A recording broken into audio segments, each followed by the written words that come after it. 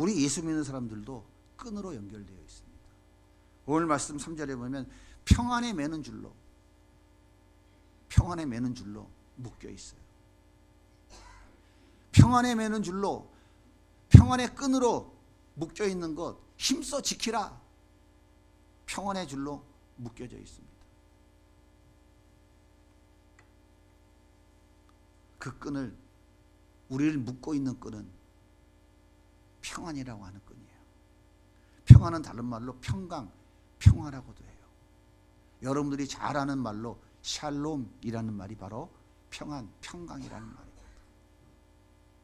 샬롬, 평안, 평강이라는 말의 의미는 전쟁이 끝나서 평화로운 상태를 말하는 거예요. 전쟁은 공포, 불안, 두려움, 염려, 근심, 정상적인 인간의 삶을 살아갈 수 없는 상태가 전쟁이에요. 이게 끝나서 이제 평안해졌다 이거예요. 모든 것이 다 회복되어진 상태다. 그 말이 바로 샬롬의 의미예요. 우리는 선악과 따먹고 하나님께 반역한 죄인들입니다. 하나님의 원수된 사람들이에요. 그래서 저주 아래 살다가 영원한 지옥 심판을 받아야 될 죄인들입니다. 그런데 하나님께서 우리의 죄를 예수님께 다 뒤집어 씌워서 예수님의 십자가에 죽여버리시고 우리를 의인이라고, 죄 없다고 인정해 주시고 다시 품에 안아주셨어요. 이것이 평안이에요. 이것을 평강이라고 하는 거예요. 이것이 샬롬의 의미입니다. 누가복음 15장에 보면 아버지 유산 받아서 먼 나라에 가서 다 허랑방탕하게 탕진한 둘째 아들이 먹을 것이 없어서 돼지 우리간에서 쥐염 열매 주워 먹다가 아버지가 생각났어. 아버지 집에 가면은 종들도 많고 먹을 게 있는데 내가 왜 이러고 있어야 될까? 용기를 내어 일어나 아버지께 갔어요. 아버지 앞에 무릎 꿇고, 아버지, 나는 아버지 아들 될 자격이 없습니다. 나를 종이 하나로 받아주세요. 그때 아버지가, 아들아 무슨 소리를 하냐, 너는 내 아들이야 하면서 그 둘째 아들을 가슴에 끌어안았어. 원수 같은 아들. 아버지가 여전히 눈 뻘겋게 살아있는데 유산 내놓으라고 해서 그 유산 받아가지고 가서 다 탕진해버리고 아버지를 욕되게 한 그 아들, 왼수 같은 그 아들, 아버지가 다시 품에 안아주고 있어요. 이것이 바로 평안이에요. 이 상태가, 이걸 샬롬이라고 하는 것입니다. 예수 믿는 사람들은 둘째 아들이 아버지 품에 안기듯 하나님의 품 안에 안겨 있는 사람들입니다. 이것이 평안, 평강이라고 하는 거예요.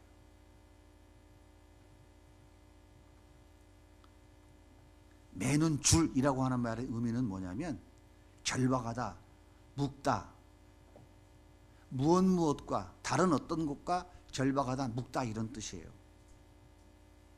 이건 어떤 의미로 사용된 단어냐면 죄수들이나 노예들이 도망가지 못하도록 서로 발에 착고를 채우고 동아줄로 꽁꽁 묶어서 연결해서 끌고 가고 있는 상태, 이것을 맨다라는 말의 의미예요.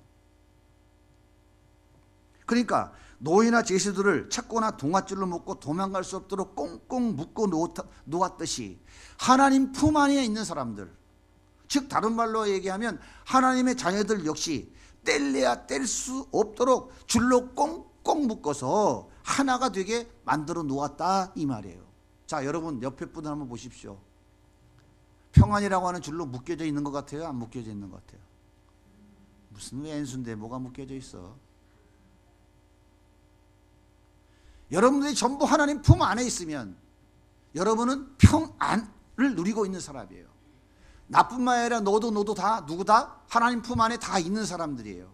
이렇게 하나님의 품 안에 있는 사람, 이 평안을 얻은 자들은 다 무슨 끈이 묶여져 있다고요?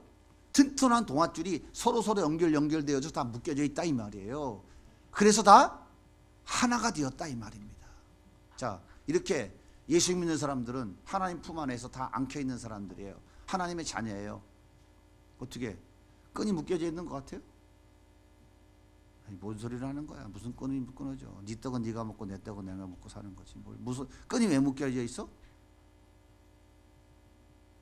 성경은 우리에게 말씀하세요. 너희가 하나님 품 안에 있느냐? 예수 안에 있느냐? 평안을 누리고 있느냐? 나뿐만 아니라 너도 다 똑같다. 다 하나님 품 안에 있다. 그런데 서로 어떻게 연결되어 있다? 튼튼한 동아줄로 착고로 묶듯이 서로 다 이렇게 다 연결되어져 있어서 다 하나가 되어 있다. 이거는 풀래야 풀 수 없고 떼래야 뗄 수 없는 끈이다 라고 성경이 우리에게 가르쳐주고 있는 거예요. 이것이 평안에 매는 줄이에요. 그래서 성도들은 다 예수 안에서 한 가족인 거예요. 형제고 자매라고 말하는 거예요. 다 하나인 거예요. 하나, 한 공동체. 자, 그럼 이 끈은 누가 묶어줬었을까요? 그러나 이 평안에 매는 줄은 누가 묶어줬어요? 오늘 성경에 보면 성령께서 묶어주신 거예요. 다시 말씀드리면 평안, 하나님의 품 안에 들어가게 해주시는 것, 그건 누가 해준 거냐? 성령님이 해주신 거다 이 말이에요. 성령께서 우리 한 사람 한 사람 마음속에 내 죄를 대신 갚아주시기 위해 십자가에 죽으신 예수가 믿어지는 믿음을 성령께서 주셨어요.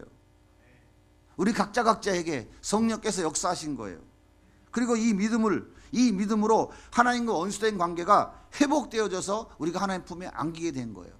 그러니까 이 평안의 끈은 누가 묶어준 거냐면, 누가 허락해 준 거냐면 성령께서 하신 일이다 그 말이에요. 그래서 성령이 하나 되게 하신 것을 이라고 성경이 오늘 우리에게 말씀하고 있는 거예요. 자, 성경은 이 평안의 매는 끈으로 하나 되어져 있는 상태, 다시 말하면 하나님 품 안에 다 들어와 있는 성도들의 상태를 뭐라고 얘기하는지 이렇게 설명하고 있어요. 고린도전서 12장 13절입니다. 같이 읽을게요. 시작. 우리가 유대인이나 헬라인이나 종이나 자유인이나 다 한 성령으로 세례를 받아 한 몸이 되었고 다 한 성령을 마시게 되었다. 미국 사람이나 중국 사람이나 일본 사람이나 아시아 사람이나 유럽 사람이나 백인이나 흑인이나 어느 나라 어느 종족 어떤 사람이라도 예수를 인격적으로 영접했다면 그 사람은 성령이 그 사람 안에 임한 사람이에요. 동일한 한 성령이에요. 미국 사람 성령이 다르고 일본 사람 성령이 다른 게 아니에요. 지구상에 있는 모든 사람들 속에 그 임하는 성령은 다 동일한 한 성령이에요. 예수의 영, 하나님 보내신 영이에요.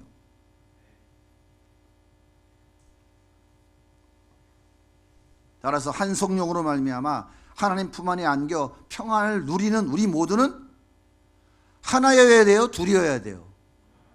각자여야 돼요? 하나여야 된다는 거예요.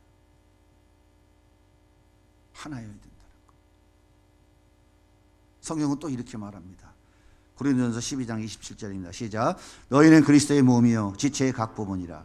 우리 몸에 팔도 있고 다리도 있고 손가락도 있고 다 있습니다. 그런데 이거 다르고 이거 다 다른 거예요?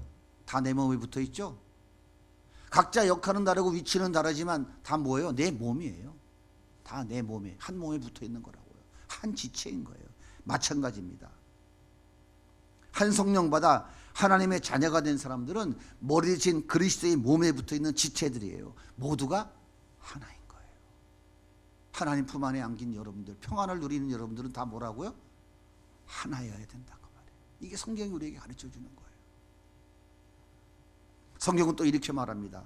에베소 2장 19절 같이 읽을게요.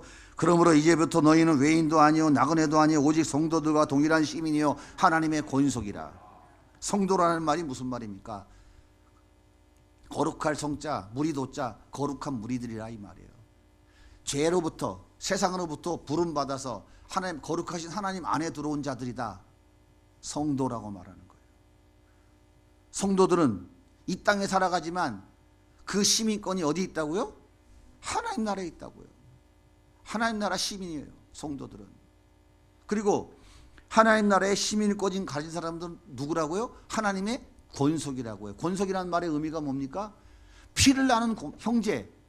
이것이 사전적 의미예요. 피를 나는 형제를 권속이라고 하는 거예요. 그러니까 한 성령으로 인해 한 몸 대신 그리스도에 붙어있는 모든 사람들은 예수 피로 말미암아 예수 피로 맺어진 한 가족이다 라고 성경이 말씀하고 있는 거예요. 정리하자면 평안에 매는 줄로, 평안의 끈으로 묶여있는 사람들, 다시 말하면 하나님 품 안에 있는 사람들, 다시 말하면 하나님의 자녀가 된 사람들, 이들은 다 뭐라고요? 예수 피로 맺어진 한 가족이다 이 말이에요. 그래서 이 하나 된 가족이 깨어지고 무너지면 되겠습니까? 예수 안에, 예수 품 안에 있는 예수 피로 한 가족이 된 우리 모든 성도, 이 공동체가 나누어지고 깨어지고 부서지면 되겠습니까? 안 되죠. 그래서 성경은 말하는 거예요. 성령이 하나 되게 하신 것을 힘써 지키라. 지켜야 된다 이 말이에요. 지키는 건 우리가 지켜야, 누가 지켜야 돼요? 우리가 지켜야 된다고요.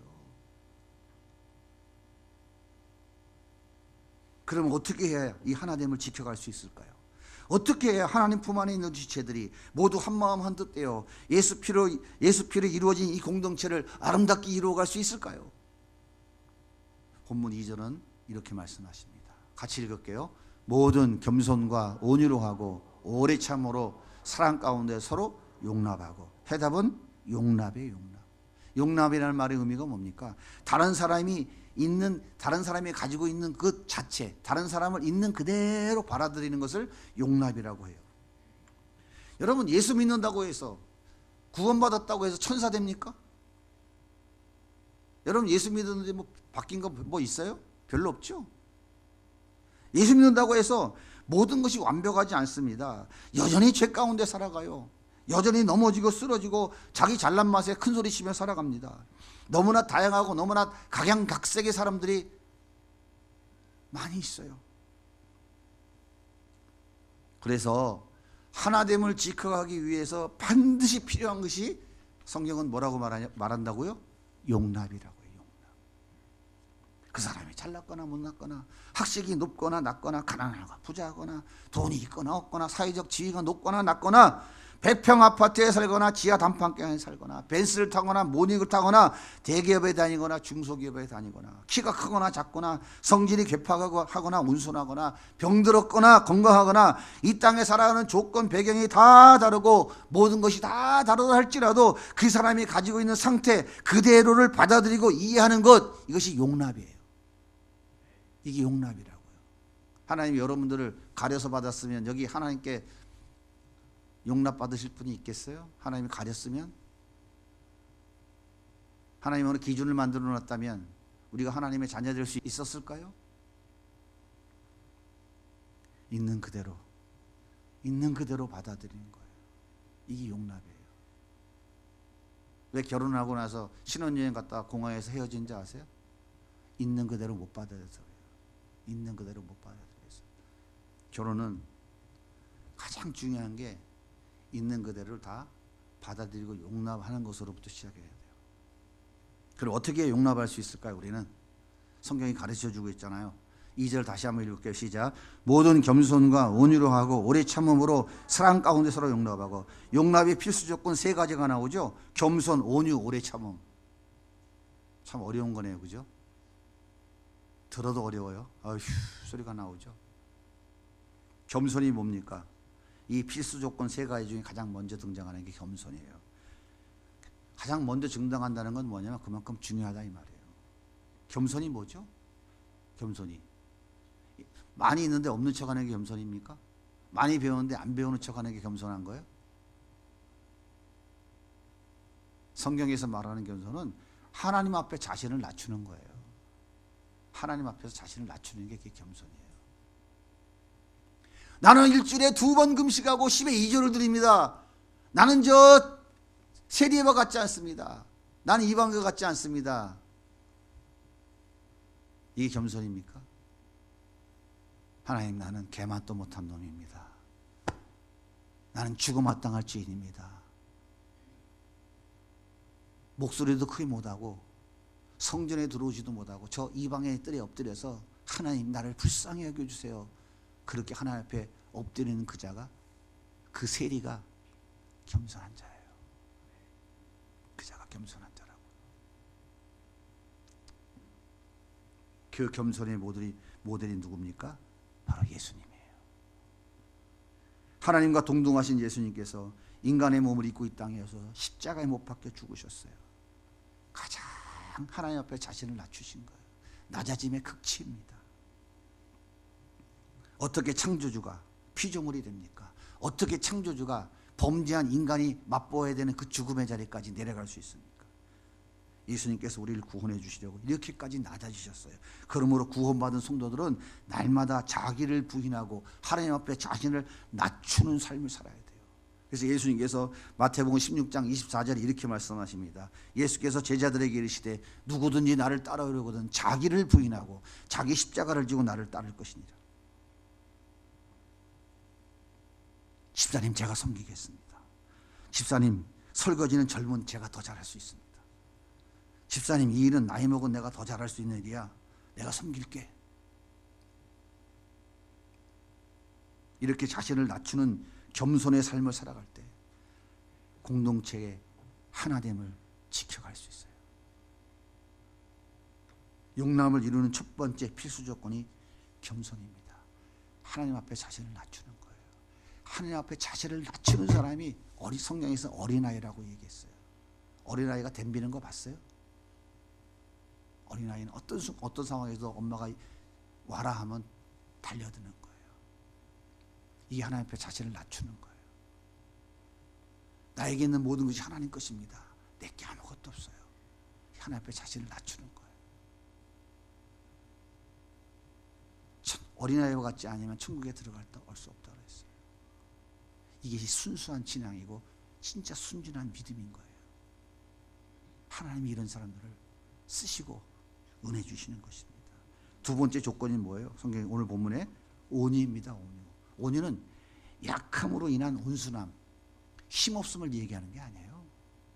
온유는요, 강함을 절제함으로써 나타내는 부드러움을 의미하는 거예요. 야생마를 길들여서 주인의 통제를 잘 따르도록 만들었다고 해서 야생마가 양이 된 겁니까? 아니에요. 야생마의 기질과 특성이 절제된 것 뿐이지 양된 게 아니에요. 이것이 바로 온유라고 하는 거예요. 하나님께서 모세를 뭐라 그래요? 그게 온유함이 지면에서 승하다고 그랬죠. 아니 무슨 모세가 온유한 사람이에요? 그 성질이 얼마나 괴팍한 사람인데 성질 난다고 때려 죽여서 모래밭에 숨겨버리고 또 성질 난다고 다 버리고 미디안 강에 도망가는 사람인데요. 성질 난다고 십계명 하나님께 받은 십계명도 집어던져서 깨트려버린 사람인데 그 사람이 온유한 사람입니까? 야생마지. 근데 하나님 왜 그에게 온유하다가 말씀하실까요? 그 야생마의 기질, 하나님을 사랑하고 그 뜨거운 열정은 가슴이 펄펄 끓어오르지만 그것이 절대되어져서 부드러움으로 나타나는 거예요. 이게 온유인 거예요. 모세는 되는데 우리는 안 될까요? 우리도 다 됩니다. 예수님 보세요. 그 무서운 채찍 맞아서 온몸이 다 찢겨서 피가 졸졸졸 흘러내리고 많은 사람들이 침 뱉고 멸시조롱하며 손가락질하면서 온갖 욕을 다 퍼붓었어요. 하지만 끝까지 십자가 지셨습니다. 하늘의 12군단도 더 되는 천군 천사를 불러내서 멸할 수 있는 능력을 가진 예수님이에요. 하지만 하나님 뜻을 이루기 위해서 그 모든 것들을 절제하셨어요. 예수님의 그 온유하심 때문에 우리가 구원받게 된 것입니다. 우리들도 우리의 내면은 야생마와 같은 강한 그리스도의 심장을 가져야 돼요. 이것을 저는 야성이라고 표현하는 거예요. 야성.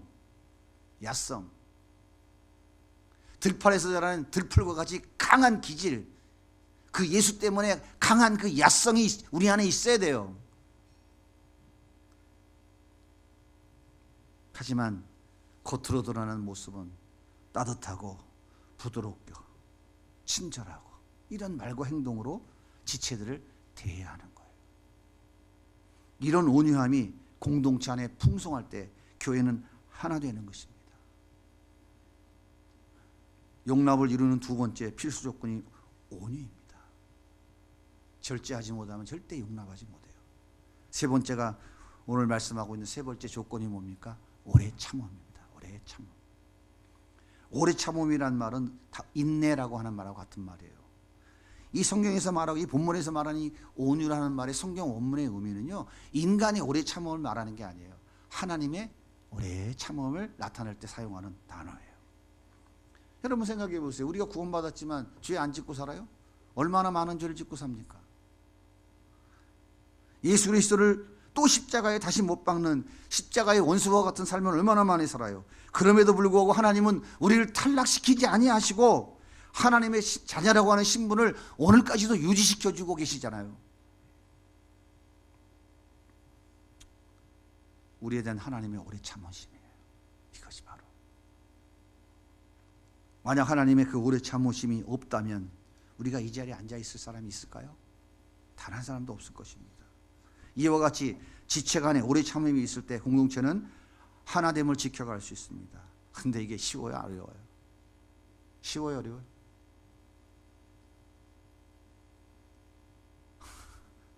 대답해 보세요. 쉬워요, 어려워요? 걱정하지 마세요. 어려운 거예요.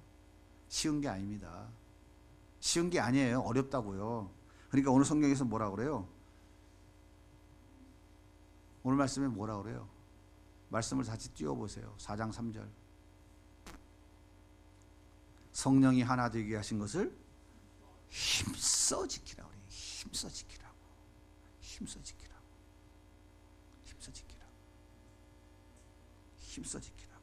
여기서 힘써라고 하는 단어는요, 노력하다, 열심을 다하다, 추진하다, 그런 뜻이에요. 그러니까 한두 번 해보고 에이 안 되니까 포기하고 말어. 난 너하고 그냥 영원히 결별하면 돼. 안 보면 끝나. 이게 아니라는 거예요. 최선을 다해야 된다는 거예요. 포기하지 말라는 거예요. 힘쓰고 애쓰며 노력해야 된다는 거예요. 여러분, 이것이 우리의 신앙생활이에요. 이것이 우리의 신앙생활이라고요. 이것이 우리가 이 땅에 살아가면서 예수 믿고 열심을 다해서 살아가야 될 신앙의 삶인 거예요.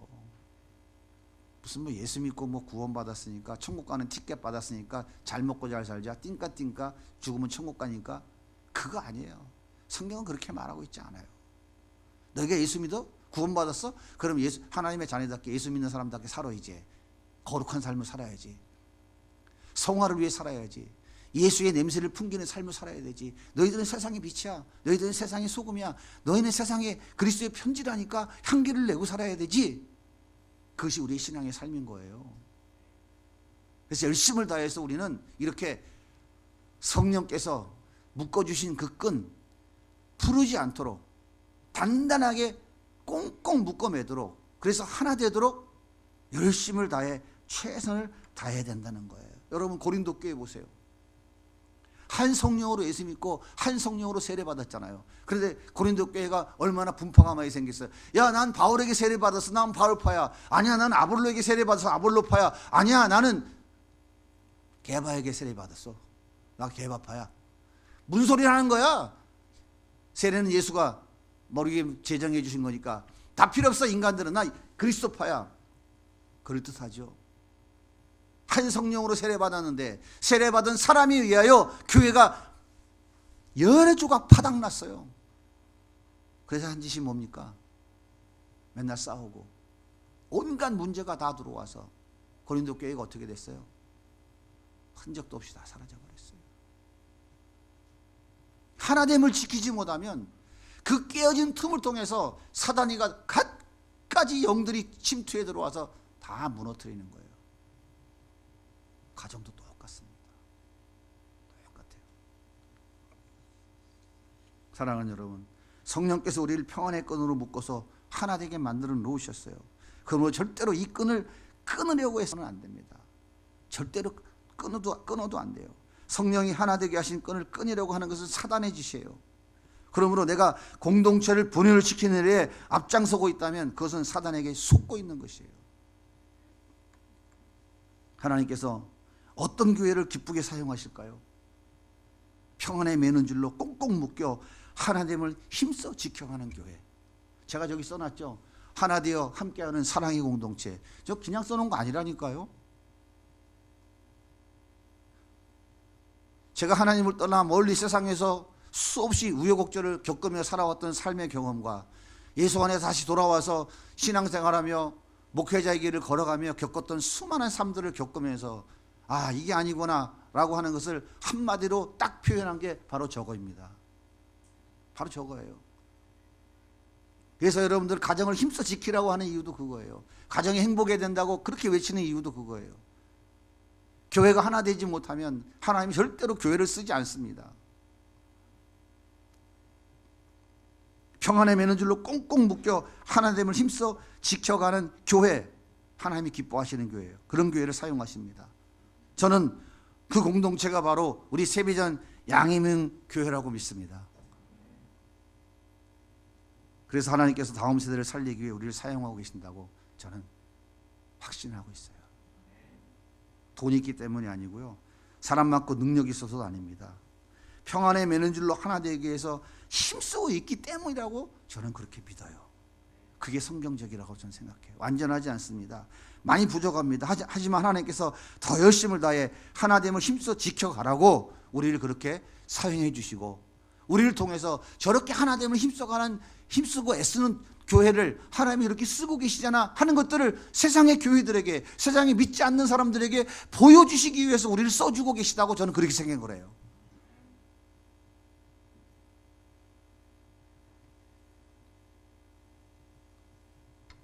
다음 세대를 섬기는 사역의 전체 이름을 더행복 드림이라고 결정했습니다. 더행복 드림, 이 단체가 진행하는 사역의 내용은 크게 4가지입니다. 제가 간략하게만 소개하고 예배 마치면 조금 더 구체적으로 설명해 드리겠습니다. 더행복 캠프입니다. 우리 벌써 7번 했어요. 많은 노하우가 축적되어 있고 경험들이 축적되어 있어요. 짧은 3박 4일 동안 청소년들을 변화시키는데 이만한 사역이 없다고, 우리뿐만 아니라 이미 세상이 다 인정해 주고 있는 사역이에요. 하나님의 일하심을 보았고 하나님의 역사하심을 수없이 보았어요. 코로나가 종식되면 다시 시작할 것입니다. 좀 근질근질하죠? 끝날 때까지 좀 참으세요. 2번째, 더행복 교실입니다. 저소득층과 소외계층의 아이들에게 성품교육, 인성교육, 비전교육, 독서, 영어 독서, 수학적 두뇌 개발을 위한 암산을 통한 4층 연산훈련, 맞벌이 부부들이 돌봄까지 할 수 있도록 그렇게 준비하고 있어요. 이제 월요일부터 시작하려고 합니다. 3번째는 더행복 돌봄입니다. 지난번 시간에 광고에 잠깐 언급했던 것과 같이 영아부터 취약전 아이들까지 교회가 돌봄을 책임져 주는 사역이에요. 이 사역은 더 많은 전문 인력과 재정이 많이 필요합니다. 더행복 교실 운영해 가면서 하나님 은혜 주시는 대로 계속 이 사역을 확장해 나가려고 그래요. 영아 때부터 예수님을 사랑하는 선생님이 기도로 말씀으로 가르쳐서 성경적 세관을 심어주고 크리스찬 리더로 성장해 갈 수 있도록 모판을 놓는 사역입니다. 돈 안 되는 사역이에요. 돌아오는 거 없어요. 교육은 100년 대계입니다. 한 세대를 가르치려면 30년 걸리는 거예요. 30년 후에 한 세대가 바뀌면 우리 아이들이, 훈련받고 성장한 아이들이 이제 한국 사회의 중요한 요소에 배치가 돼서 대한민국을 다시금 하나님을 잘 섬기는 나라로 만들어가는 도구들로 쓰임받도록 우리는 그 비전 가지고 이 일을 시작하는 거예요. 참 미련한 짓이죠. 효율 없는 짓이죠. 그래서 사람들이 미쳤다고 그러는 거예요. 할 수 없어요. 예수는 미쳐야 제대로 믿는 거지, 안 미치고 예수 믿을 수가 없어요. 예수 믿는 사람은 다 미친 사람들이에요. 마지막 4번째는 더행복 섬김입니다. 지역의 결식 아동부터 노예에 이르기까지 식사를 또 제공하고 여러 가지 필요를 채워주고 섬기고 나누어주는 사역이에요. 이것도 앞으로 우리가 계속해서 하나님 은혜 주시는 대로 해 나가려고 계획하고 있는 사역입니다. 그래서 지금은 2번째 사역을 진행하는 거예요. 이 귀한 사역 감당하기 위해서 가장 먼저 해야 될 일은 교회 공동체가 하나 되는 것입니다. 하나 되지 않고는 절대로 감당할 수 없는 사역이에요. 우리는 평안의 매너줄로 하나가 된 지체들입니다. 예수 피로 한 가족이 된 지체들입니다. 함께 울고 함께 우는 아들랑 공동체가 되기 위해서 해야 할 일이 용납입니다. 용납은 겸손, 온유, 오래 참음을 통해 이룰 수 있습니다. 박정헌과 최강식은 묶어놓은 끈을 끊지 않았어요. 그래서 그들은 살았습니다. 우리도 평안의 끈으로 묶여 있습니다. 이 끈 끊어버리면 하나님의 은혜도 끊어집니다. 하나님의 맡겨진 귀한 사명도 감당하지 못합니다. 힘써 지켜야 됩니다. 그래서 오늘 바울 사도는 우리에게 말합니다. 성령이 하나 되게 하신 것을 힘써 지키라. 평안의 매너줄로 하나 되어져 있는 우리들은 힘써 이 줄을 끊으려고 애쓰지 말고 지키려고 애써야 돼요. 하나 되어야 돼요. 가정이 하나 되면 행복합니다. 그래요, 안 그래요? 집에 들어가서 맨날 싸움질하고 그러면 그 가정이 행복해요? 가정이 평안에 행복한 거예요. 똑같아요. 그 가정이 모여서 교회 공동체를 이루는 거예요. 행복한 거예요. 힘써 지켜야 됩니다. 서로 용납하고 또 용납하면서 하나님을 더욱 힘써 지키며 더욱 견고하게 세워갈 수 있기를 예수님의 이름으로 간절히 축복합니다.